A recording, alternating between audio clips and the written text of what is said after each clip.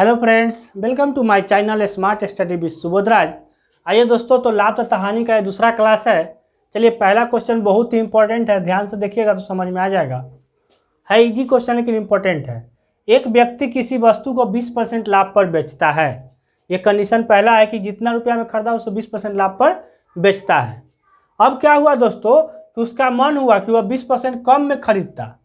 उसने सोचा कि यदि वह 20% कम में खरीदता, ठीक है, और 5 रुपया कम में बेचता तो उसको 25% फायदा होता। पहले क्या किया वो व्यक्ति कि वस्तु को खरीद लिया और 20% लाभ पर बेच दिया। बेचने के बाद उसको ध्यान में आया कि यदि वह 20% कम में खरीदता, उसको मोल भाव करके 20% कम में खरीदता, ठीक है, और 5 रुपया कम में बेचता तैयो उसको 25% फायदा हो जाता। ठीक है, तो वस्तु कितना में खरीदा था ये बताना है। अब दोस्तों वो कितना में खरीदा था ये हमको पता नहीं है, तो क्या करेंगे दोस्तों, हम इसे क्वेश्चन में एक टेक्निक से यूज करेंगे। क्या टेक्निक यूज करेंगे? पहले हम मान लेंगे कि कितना में खरीदा वो 100 रुपया हुआ। माना कि उसका जो कॉस्ट प्राइस है दोस्तों 100 रुपया है। कितना में खरीदा वो हमको पता नहीं है। एक व्यक्ति किसी वस्तु को 20% लाभ पर बेचता है, कितना में खरीदा ये तो पता है नहीं, इसलिए क्या किया कि कुछ क्रयमूल्य मान लिए, 100 रुपया मान लिए। 100 रुपया मानने से हमको फायदा क्या होगा कि 100 रुपया में परसेंटेज निकालना ईजी होता है। 100 रुपया परसेंटेज निकालना क्या होता है? ईजी होता है। तो क्रयमूल्य हो गया मान लिए हम 100 रुपया। ठीक है, पहला शर्त में वो एक व्यक्ति किसी वस्तु को 20% लाभ पर बेचता है, तो 100 रुपया मान लीजिए खरीदा होगा 100 रुपया में, तो 20% लाभ पर कितना होगा? 120 रुपया। क्यों? क्योंकि 100 रुपया का 20% 20 रुपया होता है। एक अंक का दशमलव देने पर 10% निकलता है, 2 अंक का दशमलव देने पर 1% निकलता है। तो 100 रुपया का 10% 10 होगा। अगर मान लीजिए कोई वस्तु है, मान लीजिए कि 150 है, तो 150 का 10% कितना होगा? 15 रुपया होगा। 1% कितना होगा?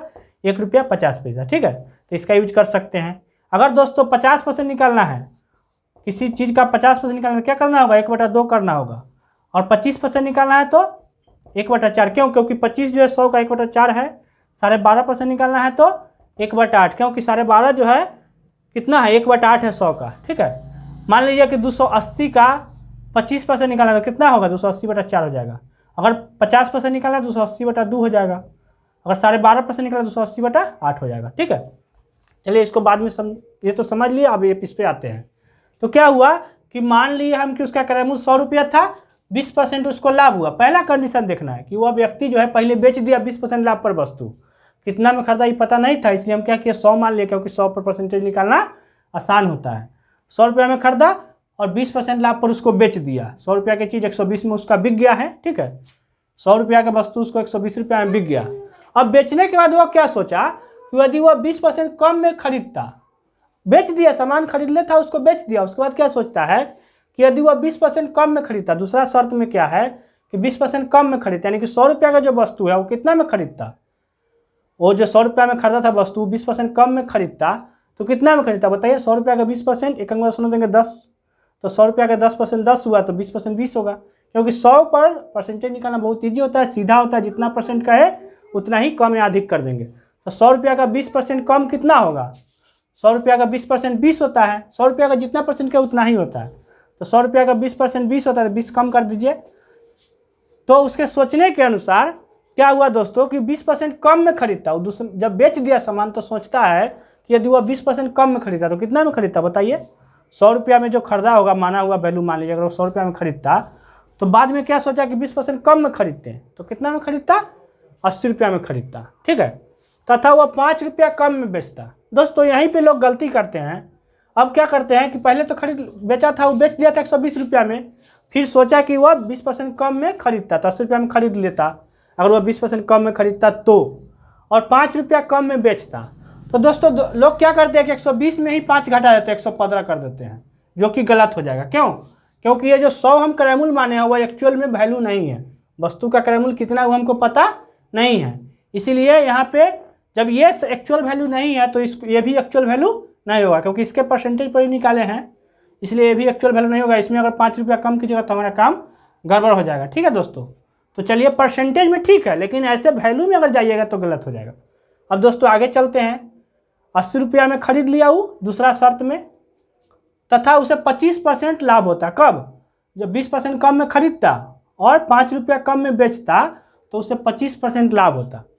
यानी 20% में खरीदता, यानी 80 रुपया में खरीदता, ठीक है, तो उसको कितना लाभ होता? 25% लाभ होता। बाद में सोचा बेचने के बाद कि यदि ये हम 80 रुपये में खरीदते ना सामान तो हमको 25% लाभ होता। तो बताइए दोस्तों इसका 25% कितना होगा। तभी बताए थे हम कि 10% कितना होता है, एक अंक दशमलव देने पे 8 होता है, लेकिन 25% निकालना है तो क्या करना होगा, 1/4 करना होगा। 25% 1/4, 50% 1/2, तो 80 का 25% कितना होगा 1/4, यानी 80/4 20 हो जाएगा। तो इसमें क्या करेंगे हम, 25% लाभ है तो 20 रुपया लाभ होगा, यानी 20 रुपया जुड़ जाएगा, यानी कि वह 100 रुपया में बेचता। जब बेचने के बाद उस सोचा कि 20% कम में खरीदता तो 80 रुपया में खरीद लेता और 25% उसको लाभ होता। तो बताइए दोस्तों जब वो दूसरा अथी में जब दिमाग में सोचा कि 20% कम में खरीदते यानी 80 रुपया में वो खरीदता और 25% उसको लाभ होता तो कितना में बेचा होता बताइए। 20% लाभ में 25% लाभ पर वह 20 रुपया अधिक में बेचता तो 100 रुपया में बेच देता। अब दोस्तों आपको ये सोचना है कि जब हम 100 रुपया क्रय मूल्य माने हैं तो पहला स्थिति में 120 रुपया में वो बेच दिया था, लेकिन दिमाग में सोचा कि अगर आप 20% कम में खरीदते हैं तो 100 रुपया में बिक जाता। तो दोस्तों कितना कम में बिकता बताइए, 20% कम में खरीदता और 25% उसको फायदा होता तो कितना कम में बिकता, 20 रुपया कम में बिकता। दिख रहा है दोस्तों, 120 रुपया में पहले बेचा था, बाद में बेचा था 100 रुपया में, यानी 20 रुपया कम में बिकता उसको। ठीक है, तो जब 20 रुपया में कम में बिकता तो क्रय मूल्य कितना होता 100 रुपया, जो कि हम माने थे। जब 20 रुपया कम में बिकता तो क्रय मूल्य कितना होता 100 रुपया, लेकिन एक्चुअल में उसको कितना कम में बिका है 5 रुपया कम में। एक्चुअल में जब वो सामान बेच दिया था तो दिमाग में सोचा कि हमको 5 रुपया कम में बेचते ना और 20% कम में खरीदते तो हमको 25% लाभ होता, लेकिन हमारा तो आ गया 20 रुपया कम, तो यानी कि 20 रुपया कितना कम है 5 रुपया, 1/4 है।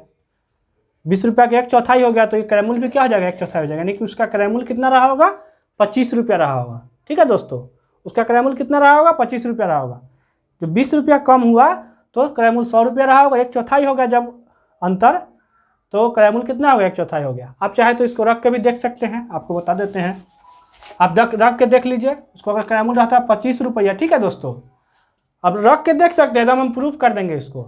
उसको अगर क्रय मूल्य रहता है 25 रुपया, 20% लाभ होता है, तो बताइए 25 रुपया क्रय मूल्य रहता है, 20% लाभ होता है, 10% रहेगा दशमलव देने पे, एक अंक दशमलव देने पे 10%, तो 2.5 हो गया, यानी कि 30 रुपया में वो बेचता। ठीक है, 25 रुपया में वो सामान खरीदा है, एकदम एक्चुअल वैल्यू 25 रुपया है, 20% लाभ हुआ तो 2.5 रुपया, 20% होता है 30 रुपया हो गया। अब दोस्तों वह 5 रुपया 20% कम में खरीदता है, तो 25 रुपया का 20% कम कितना होगा, 20% इसका 5 रुपया होगा, तो यानी 20 रुपया में वो खरीदा होगा। अब दिमाग में सोचा कि यदि हम 20 रुपया में खरीदते ना तो हमको 25% लाभ होता है, इसका 25% कितना हुआ 1/4, 20 का 1/4 कितना होता है 20/4 यानी 5। अब देखिए दोस्तों 5 रुपया का अंतर हुआ कि नहीं हुआ बताइए आप ही, 5 रुपया कम में बेचा कि नहीं बेचा था, पहले 30 रुपया में बेचा था, बाद में 5 रुपया में बेचा था। तो इस प्रकार हम एक एक नियम से निकाल लेते हैं। ठीक है, आइए प्यारे दोस्तों चलते अगले प्रश्न पर, बहुत इंपॉर्टेंट है। एक व्यक्ति ने अपने 2 मकानों में से प्रत्येक को 46, 79, 58 रुपया में बेचा। 2 मकान था, ठीक ना उसके पास, प्रत्येक को माने एक मकान का दाम इतना था, दूसरा मकान भी इतना ही में बेचा। ठीक, दोनों का विक्रय मूल्य क्या हुआ बराबर हो गया, जितना में पहला मकान बेचा इतना ही पैसा में, उतना ही पैसा में दूसरा मकान भी बेच दिया। ठीक है, इससे एक पर उसे 10% लाभ हुआ तथा दूसरा पर 10% हानि हुई। क्यों? क्योंकि दोनों का क्रय मूल्य डिफरेंट रहा होगा, विक्रय मूल्य समान था।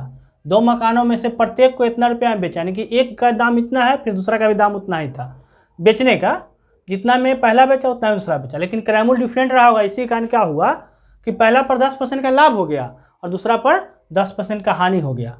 तो पूरा लेन देन में उसे कितने % का लाभ हुआ या हानि हुआ, पूरा लेन देन में उसे कितने % का लाभ या हानि हुआ। ठीक है, ये आपको बताना है।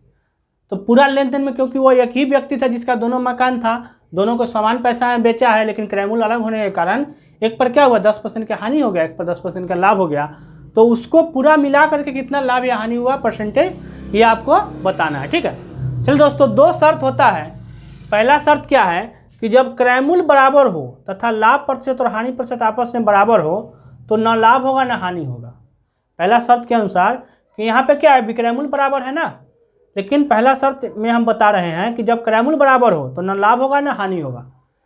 जब क्रय मूल्य बराबर हो और लाभ प्रतिशत और हानि प्रतिशत दोनों बराबर हो, यहाँ पे 10% लाभ 10% हानि है ना, 10% लाभ है 10% हानि, तो ऐसा टाइप का हो कि लाभ प्रतिशत और हानि प्रतिशत का जो वैल्यू है वो भी, लाभ प्रतिशत और हानि प्रतिशत का जो मान है ना 10-10 ऐसे टाइप के, 20-20 ऐसे टाइप के, वो भी आपस में बराबर हो तो ना लाभ होगा ना हानि होगा। कैसे दोस्तों देख लीजिए, मान लीजिए कि कॉस्ट प्राइस, पहला वस्तु का कॉस्ट प्राइस जो है 100 रुपया है, दूसरा वस्तु भी 100 रुपया में खरीदा, क्योंकि क्रयमूल्य बराबर है ना, क्रयमूल्य बराबर आप रख लीजिए। तो पहला वस्तु खरीदा 100 रुपया में, ठीक, दूसरा वस्तु खरीदा 100 रुपया में। एक पर मान लीजिए 20% फायदा हुआ तो 120 रुपया में बिका होगा, दूसरा पर 20% क्या हो गया, घाटा लग गया, तो वो कितना में बिका होगा, 80 रुपया में बिका होगा। तो दोस्तों कुल इसका क्रयमूल्य कितना हुआ, 100, 100, 200, और कुल विक्रय मूल्य कितना हुआ, 120, 80, 200। यानी दोस्तों जब क्रयमूल्य आपस में बराबर हो और लाभ और हानि परसेंट भी आपस में बराबर हो तो क्या होगा, ना लाभ होगा ना हानि होगा। ऐसा अगर क्वेश्चन है तो ऐसे बना लेना है, लिख देना है ना लाभ ना हानि, जब क्रयमूल्य बराबर हो तब। लेकिन ये क्वेश्चन अलग है, इसका शर्त क्या है, जब विक्रयमूल्य बराबर हो, जब विक्रयमूल्य आपस में बराबर हो तथा लाभ परसेंट और हानि परसेंट भी बराबर हो तो हमेशा हानि होगी, जिसका सूत्र है हानि परसेंट बराबर a²/100। ए मतलब ये 10% और 10% जो है उसको, क्योंकि दोनों सेम है इसलिए दोनों को ए माने हैं, ठीक है। लाभ परसेंट और हानि परसेंट दोनों को क्या माने हैं, ए माने हैं, तो a²/100। इस स्थिति में दोस्तों कितना हो जाएगा, 10% हानि 10% लाभ, तो 10²/100, 10/100/100 कितना हो गया दोस्तों, यानी 1% का हानि हुआ।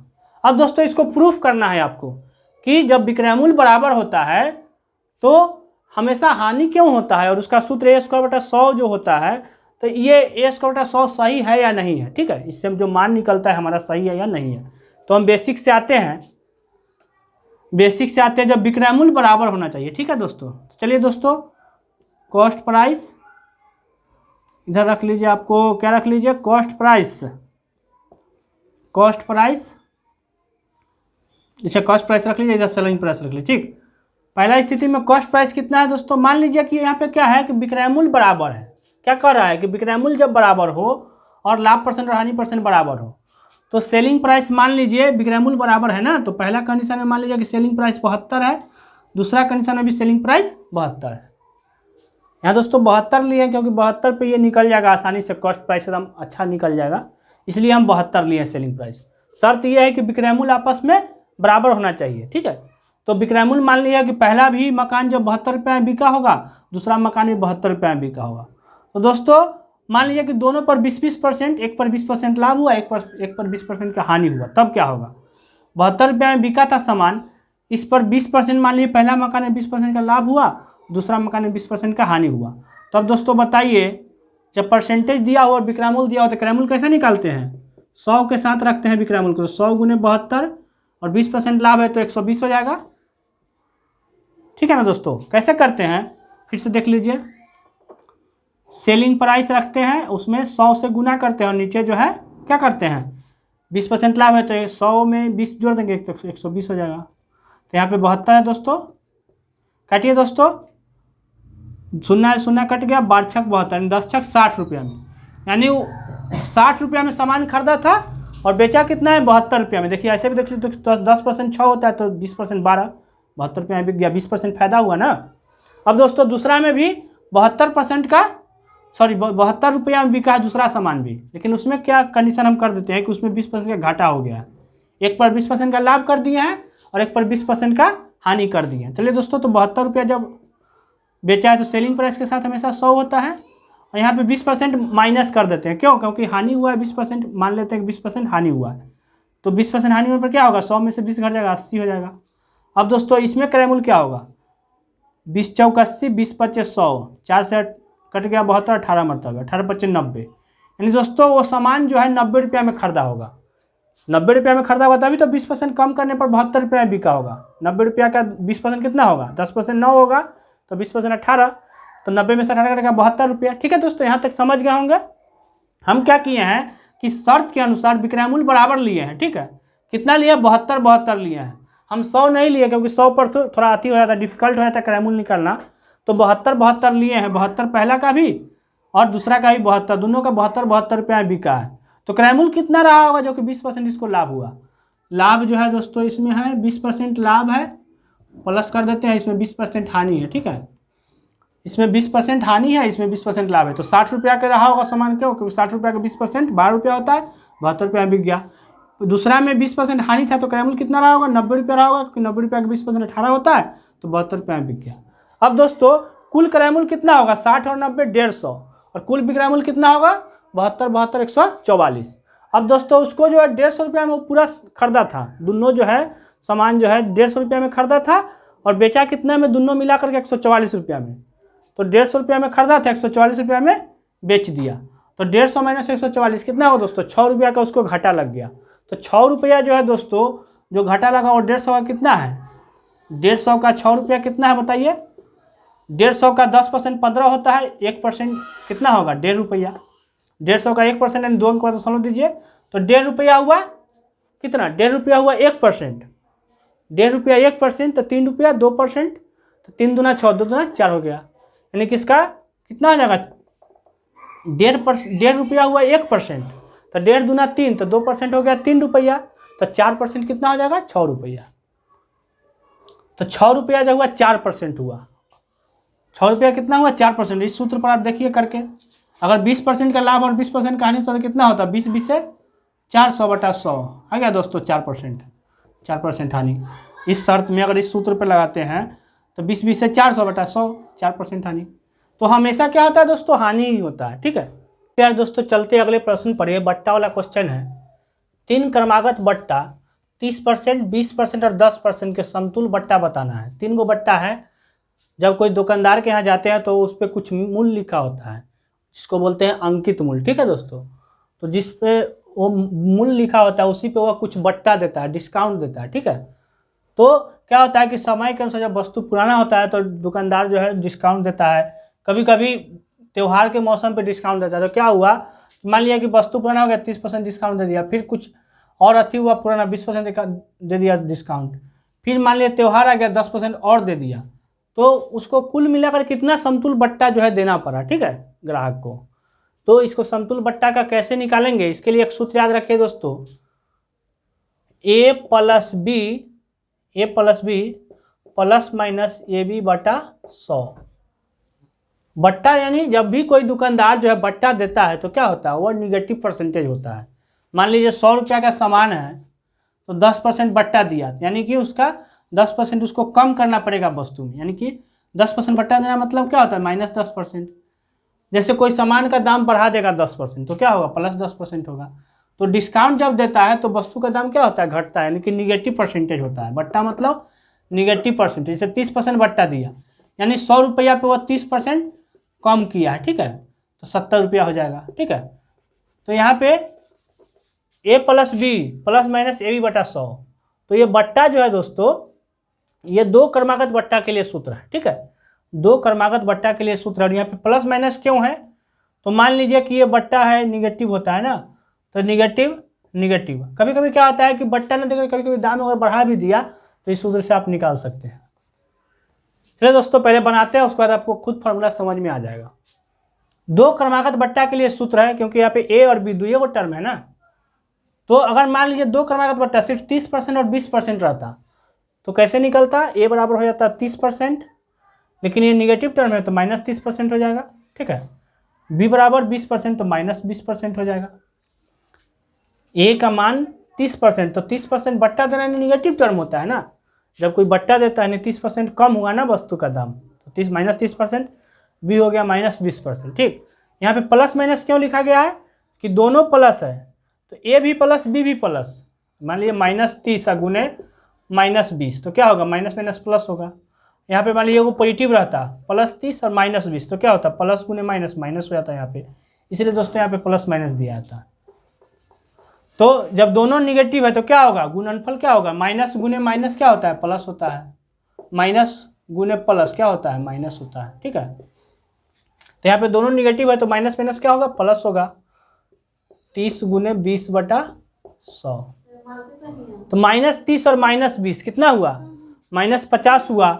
ये शून्य से ये शून्य, ये शून्य से 6, तो -30 और -20 -50 प्लस 6 होगा। ठीक है, तो -50 में से +6 कितना होगा बट्टा बताइए दोस्तों, -44, यानी दोस्तों 44% बट्टा हुआ। बट्टा का मतलब डिस्काउंट मतलब माइनस निगेटिव परसेंटेज होता है। ठीक है, यानी 44% उसका बट्टा हो गया, समतुल बट्टा।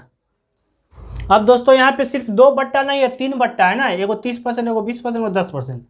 तो 2 गो बट्टा का ही सूत्र होता है, तो 2 गो का निकाल लिया, एगो प्राप्त हो गया 44%,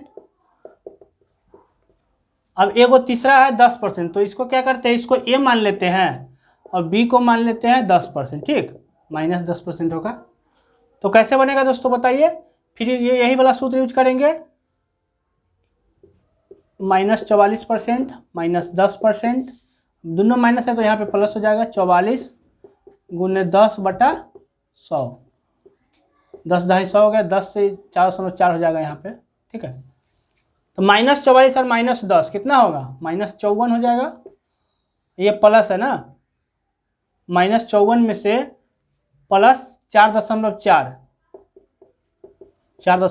घट जाएगा, तो कितना हो जाएगा बताइए, 54 में से 4 घटता, यहाँ पे दोस्तों निगेटिव वैल्यू 54 है और पॉजिटिव वैल्यू 4 है, तो कितना होगा बताइए, -54 में से प्लस 4.4 होगा तो कितना हो जाएगा बताइए, 54 में से 4 घटेगा 50 होता है, लेकिन 0.4 और घटाना है तो 49.6 निगेटिव होगा, यानी 49.6% बट्टा होगा, ठीक है दोस्तों।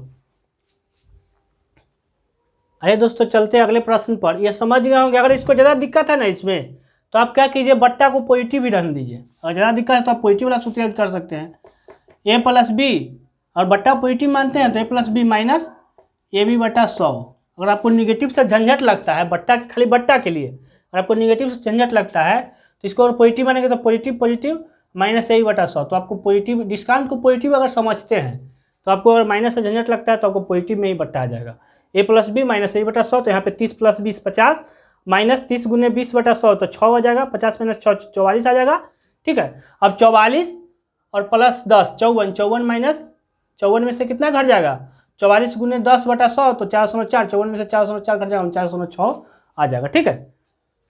आप समझ गए होंगे, ए प्लस बी माइनस ए बटा 100 को अभी आप यूज कर सकते हैं, लेकिन एक्चुअल में ये जो है ना एक्चुअल सूत्र यही होता है, ए प्लस बी प्लस माइनस ए बटा 100। इसमें क्या है कि अगर मान लीजिए एक पर बट्टा दिया और दूसरा पे क्या हुआ, दाम बढ़ा दिया, मान लीजिए एक पर 30% बट्टा दिया, दूसरा पर 20% बढ़ा दिया, ठीक है, पहले 30% कम किया, बाद में 20% मान लीजिए बढ़ा दिया, तो तब भी पर यह सूत्र जो है आपको काम में आ जाएगा, लेकिन सिर्फ बट्टा रहे तो आप ये भी सूत्र यूज कर सकते हैं। चलिए दोस्तों अब अगला बनाते हैं। एक कमीज का मूल्य 450 रुपया है, 2 क्रमागत बट्टा देने के बाद इसका मूल्य 324 रुपया है, यदि दूसरा बट्टा 10% हो तो पहला बट्टा कितना है। अगर सिर्फ बट्टा वाला बात है तो आपको A plus B minus A B बटा 100 यूज कर सकते हैं, ठीक है, क्योंकि इसको पॉजिटिव बनेगा, प्लस प्लस और प्लस माइनस है तो ये जो दोनों जब प्लस प्लस होगा तो यहाँ पे माइनस कर देना है, ठीक है, माइनस ए बी बटा 100। अब दोस्तों चलिए A plus B minus A B बटा 100 सिर्फ अगर बट्टा रहे तो आप यूज कर सकते हैं, क्योंकि जब आप माइनस दोनों रखे थे तो यहाँ पे प्लस हो गया, उल्टा हो गया था ना, इसका इन दोनों का जो मान होगा ना उसका जस्ट ये उल्टा होना चाहिए, तो ये दोनों को पॉजिटिव माने थे इसको निगेटिव मानना होगा, तभी जाके हमारा इस सूत्र का कंपैरिजन में बट्टा का सूत्र निकलेगा। चलिए दोस्तों, तो यहाँ पे क्या है कि समतुल्य बट्टा कितना है हमको पता नहीं है, 450 का सामान था, 324 रुपया में बिका है, तो 450 माइनस 324 कुल मिला के 126 रुपया दोस्तों, 126 रुपया कम में बिका है, तो 126 रुपया कम में बिका तो कितना उसको डिस्काउंट मिल गया, 126। जब भी हमेशा डिस्काउंट जो होता है अंकित मूल्य पर निकलता है, ठीक है, या फिर जो उसमें दाम लिखा रहता है उस पर निकलता है, तो 450 पर निकलेगा 126 रुपया कितना है, तो 126 बटा 450 गुने 100, शून्य शून्य कट गया, 9 × 5 = 45, 9 एक मरतबे 9 × 36, 5 दूना 10, 4 दूनी 28% हो जाएगा, ठीक है दोस्तों, यानी समतुल्य बट्टा कितना हो गया, 28% हो गया। अगर सिर्फ बट्टा है तो सिर्फ ए प्लस बी माइनस ए बटा 100 आप यूज कर सकते हैं, अगर माइनस के झंझट से आपको बचना है तो, लेकिन अगर बट्टा भी मिल रहा है प्लस में दाम भी बढ़ रहा है परसेंटेज में तो इसको यूज कीजिएगा, ठीक। चलिए दोस्तों, तो इस पे बनाते हैं, ए प्लस बी माइनस ए बटा 100 बराबर 28 हो गया। पहला बट्टा हमको पता नहीं है तो ए छोड़ देते हैं, दूसरा बट्टा 10% है तो 10 कर दिए, माइनस ए गुने 10 बटा 100 बराबर 28 हो गया। अब दोस्तों ये 10 जो है उधर कर देते हैं तो 18 हो जाएगा ना, ये 10 उधर कर देंगे तो कितना हो जाएगा, 18 हो जाएगा। अब दोस्तों ये 10 को उधर कर दिया तो 18 हो गया, तो ए माइनस 10a बटा 100, 10 250 10 हो गया बराबर 18% हो जाएगा, तो a माइनस ए बटा 10, 10 इसका अथी हो जाएगा, ये 10 इसका लसा ए का 10 का लसा 10 हो जाएगा, तो 10a हो गया माइनस 10 10 1 तो एगो ए बराबर 18, यानी 9a हो गया, 9a ऊपर 10a में से 1 घट गया था, 9a क्या हो जाएगा, तो 9A बराबर क्या हो जाएगा दोस्तों, 10 18 180। तो 9 दूना 18 यानी 20%। यानी दोस्तों पहला बट्टा कितना रहा होगा, 20% रहा होगा। ठीक है, 20% आपका आंसर हो जाएगा। आइए दोस्तों, तो एक इजी क्वेश्चन लेते हैं। एक रेडियो 950 रुपये में बेचने पर मुझे 5% का हानि होता है, तो 1040 रुपये में बेचने पर मुझे कितना प्रतिशत लाभ होगा। ठीक है, तो ये सेलिंग प्राइस दिया हुआ है 950 रुपया, तो कॉस्ट प्राइस निकाल लीजिए दोस्तों। क्रय मूल्य सेलिंग प्राइस के साथ हमेशा 100 होता है। ठीक है, और 5% हानि हुआ है तो कितना होगा, 100 में से 5 घटाएंगे 95 हो जाएगा। तो 950 गुने 100 बटा 95। सेलिंग प्राइस 100 से सेलिंग 100 से 100 हमेशा साथ में होता है, गुना में। यानी 1000 रुपया में वो खरीदा होगा सामान। ठीक है, और 1040 में बेच दिया। 1000 में सामान खरीदा, 1040 में, अभी से 1040 रुपये में बेचने पर कितना लाभ होगा। तो 1000 में खरीदा है, 1040 में बेचा, यानी 40 रुपया उसको लाभ हुआ है। तो बताइए दोस्तों 1000 का 40 रुपया कितना है, बताइए। ऐसे लाभ परसेंट निकालना है तो ऐसे भी निकाल सकते हैं, लाभ गुने 100 बटा क्रय मूल्य, 2 शून्य से 2 शून्य 4% हो गया। ऐसे भी सोच सकते हैं 1000 का 40 रुपया कितना है, तो 1000, ठीक है ना, 2 अंक बाद दीजिएगा तो 1% निकलेगा। तो 10 रुपया 1% हुआ, तो 40 रुपया 4%। आइए प्यारे दोस्तों चलते हैं, एक बहुत ही अच्छा क्वेश्चन है। किसी वस्तु को 75 रुपया बेचने से एक व्यक्ति को उतने प्रतिशत का लाभ होता है जितना उसका क्रय मूल्य है। यानी लाभ प्रतिशत और क्रय मूल्य दोनों बराबर होना चाहिए, और 75 रुपया में वो बेच रहा है तो क्रय मूल्य बताना है। शर्त क्या है दोस्तों, जितना क्रय मूल्य है उतना ही प्रतिशत लाभ है। मान लीजिए 30 रुपया क्रय मूल्य है तो 30% लाभ भी होना चाहिए, ऐसे टाइप का। अगर 30 रुपया क्रय मूल्य लीजिएगा तो 30% लाभ भी होना चाहिए। तो 30 रुपया का 30% कितना होगा, 9 रुपया, यानी 39 रुपया में बिकता। तो इस टाइप का आपको सोचना है कि किसी वस्तु को 75 रुपया में बेचा है, जितना उसका क्रय मूल्य था ना उतना ही % लाभ दिया। मान लीजिए कि 50 रुपया क्रय मूल्य रहा होगा तो 50% लाभ दे दीजिएगा, ऐसे टाइप का। तो चलिए दोस्तों पहले बेसिक पे चलते हैं। बेसिक कैसे होगा, सेलिंग प्राइस दिया हुआ 75 रुपये में बेचने पर सेलिंग प्राइस और कॉस्ट प्राइस निकालना है। ठीक है, तो क्या होता है दोस्तों बताइए, सेलिंग प्राइस में हमेशा 100 से गुना होता है, और बटा में होता है जब परसेंटेज कितना % पता हमको नहीं है, तो बटा में क्या होता है 100, लाभ है तो प्लस होगा, 100 प्लस X%, यही ना होगा दोस्तों। बताइए क्रय मूल्य बराबर क्या होता है, क्रय मूल्य बराबर होता है सेलिंग प्राइस गुने 100, बटा में होता है 100 प्लस लाभ % या फिर 100 माइनस हानि %, यही होता है, बराबर कॉस्ट प्राइस। यहाँ पे दोस्तों सेलिंग प्राइस कितना है बताइए, 75 है, तो 75 100 हो जाएगा, 75 100। तो कॉस्ट प्राइस बराबर है, तो जितना कॉस्ट प्राइस है उतना ही तो लाभ % है। तो लाभ % हम x लिए हैं दोस्तों, तो कॉस्ट प्राइस भी क्या हो जाएगा, x हो जाएगा। यानी कि यहाँ पे शर्त है कि जितना आपको क्रय मूल्य लीजिएगा उतना ही लाभ % भी लेना है। तो लाभ % हम x ले लिए हैं, तो क्रय मूल्य भी क्या होगा, x ही होगा। तो SP 75 है, SP और 100, 75 100 हो गया, बराबर क्रॉस गुना कीजिएगा, 100 प्लस x में अगर क्रॉस गुना कीजिएगा तो 100x हो जाएगा प्लस x² हो जाएगा। यानी दोस्तों ये द्विघात समीकरण हो गया, x² इसको x² हो गया प्लस 100x माइनस 75 100 बराबर 0। दोस्तों ये द्विघात समीकरण हो गया, और 75 100 को आपको तोड़ना है ताकि 100x आ जाए। 75 100 को इस प्रकार तोड़ना है कि 100x आ जाए। 75 100 को दोस्तों तोड़िए ताकि 100x आ जाए। तो दोस्तों 75 100 को तोड़िएगा तो एक 250 हो जाएगा, सॉरी एक 150 हो जाएगा, और एक हो जाएगा 50, 15 5 75 75 हो जाएगा ना। 150 गुने 50 75 हो जाएगा, 15 5 75 75 हो जाएगा, और 150 में से 50 घटाएंगे तो हमको 100 आ जाएगा। ठीक है, तो x² plus 150x minus 50x जोड़ माइनस 7500 बराबर 0। तो x लेंगे दोस्तों तो क्या होगा, x लेंगे तो x प्लस 150 हो जाएगा एगो, और माइनस 50 लेंगे तो एगो हो जाएगा x प्लस 150। कुल मिलाकर दोस्तों एगो x माइनस 50 आएगा और एगो आएगा x प्लस 150 बराबर 0 होगा। तो ये x माइनस 50 बराबर 0 करेंगे तो x बराबर 50 हमारा वैल्यू आ जाएगा। यानी दोस्तों क्रय मूल्य भी इसका 50 होगा और लाभ % भी 50 होगा। ठीक है, x बराबर माइनस 150 तो होगा नहीं, ये तो एग्जिस्ट करेगा नहीं, इसलिए x बराबर 50 जो है आपका आंसर होगा। क्रय मूल्य भी 50 और लाभ % 50, आप चाहे तो चेक कर सकते हैं। 50 रुपया क्रय मूल्य है, 50 के 50% यानी आधा 25 रुपया, 50 25 75 रुपया बेच देगा। ठीक है, लेकिन दोस्तों इसको परीक्षा में जल्दी कैसे बनाएंगे, इससे बनाएंगे तो थोड़ा लेट लग जाएगा, लेकिन ये इससे जल्दी बन जाएगा। इसका एक ट्रिक भी है दोस्तों। क्या ट्रिक है? सबसे पहले आप सेलिंग प्राइस यानी 75 लिखिए, ठीक है। मान लीजिए दोस्तों अगर 56 रुपये रहता सेलिंग प्राइस तो क्या होता, सेलिंग प्राइस अगर 56 रहता तो क्या होता है, इसका पहले ट्रिक आप देख लीजिए, क्योंकि ये इसका एक ही ऑप्शन है, इसमें 2 ऑप्शन निकल जाता है 56। तो क्या करना है दोस्तों, हमको सोचना है कि 6 इकाई स्थान किसका होगा। 6 इकाई स्थान जो है किसके वर्ग का हो सकता है, या तो 4 स्क्वायर का हो सकता है या फिर 6 स्क्वायर का हो सकता है। 4 चौक 16 इकाई स्थान 6 आ जाएगा, 6 एक 36 इकाई स्थान 6 आ जाएगा। जो सेलिंग प्राइस है ना उसका इकाई स्थान हमको देखना है, ठीक है। दिमाग में हमको सेलिंग प्राइस का इकाई स्थान देखना है और हमको दिमाग में सोचना है कि 6 जो इकाई स्थान किसके वर्ग का होगा।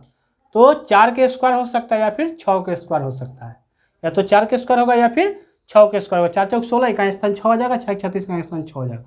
तो 4 से आप याद प्राप्त कर लीजिए 40, 4 दाहे 40, 6 से 6 दाहे 7। ये बस एक टेक्निक है, याद रखिएगा। आपको सोचना है कि इकाई स्थान किसके किसके वर्ग का हो सकता है, उसका 10 गुना कर लीजिए। 4 के वर्ग का हो सकता है 4 दाहे 40, 6 के वर्ग का हो सकता है 60। यही 2 ऑप्शन हो सकता है आपको, यही 2 ऑप्शन में से कोई एक आंसर होगा। तो आप चेक कर लीजिए। अगर 40 रुपया क्रयमूल्य लीजिएगा, 40 रुपया जोड़ 40 का 40%, क्योंकि क्रयमूल्य और जोड़ क्या होता है, लाभ प्रतिशत। जो क्रयमूल्य पर लाभ प्रतिशत होता है वो दोनों जोड़ करके विक्रयमूल्य होता है। तो 40 का 40%, 40 रुपया पर 40% लाभ हुआ है, तो 40 का 40% कितना होगा बताइए। 1%, 10% होता है, 1.10 देने पर 4 रुपया 10% हुआ, तो 40 रुपया कितना होगा, 16 रुपया होगा। 40% होगा 16 रुपया, 10% बराबर 4, तो 10 चौक 40, 40% बराबर 4 चौक 16 रुपया। तो 40 जोड़ 16 कितना आ गया, 56, यानी 56 आ गया ना सेलिंग प्राइस। तो यही आपका आंसर हो जाएगा, यानी 40 रुपया क्रयमूल्य होगा, 40% लाभ होगा। दोनों सेम होना चाहिए, शर्त है। और आप 60 रुपया लीजिएगा तो 60 का 60%, 6 एक 36, 60 और 36 कितना होगा, 96। तो अगर विक्रयमूल्य 96 रहता ना यहाँ पे, तो आपका आंसर होता है 60%, ठीक है।